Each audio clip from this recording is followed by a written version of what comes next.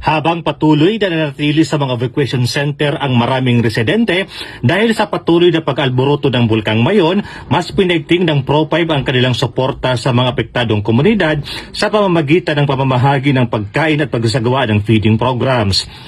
Layunin ng mga inisyatibong ito na matiyak na may sapat na nutrisyon at pangangalaga ang mga pamilyang naapektuhan ng sitwasyon.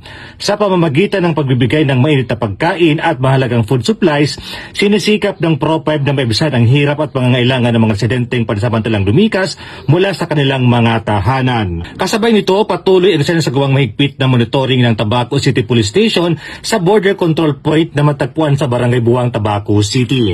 Mahigpit na binabantayan ng mga otoridad ang pangunahing daanan patungo sa 6 km permanent danger zone ng Bulkang Mayon upang pigilan ang pagpasok ng mga residente at turista. Ang hakbang na ito ay bahagi ng mga preemptive safety measures ng lokal na pamahalaan habang nananatili sa alert level 3 ang bulkan upang masiguro ang kaligtasan ng publiko.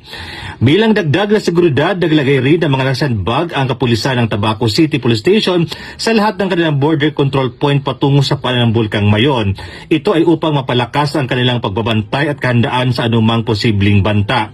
Patuloy din nakapag-ugnay ang kapulisan sa lokal na pamahalaan at iba pang ahensya upang matiyak ang kaligtasan, kaayusan at kapakanan ng mga mamamayan sa gitna ng patuloy na aktibidad ng bulkan.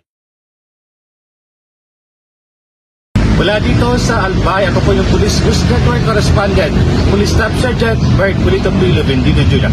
Alagad ng batas, tagataguyod ang balitang pulis.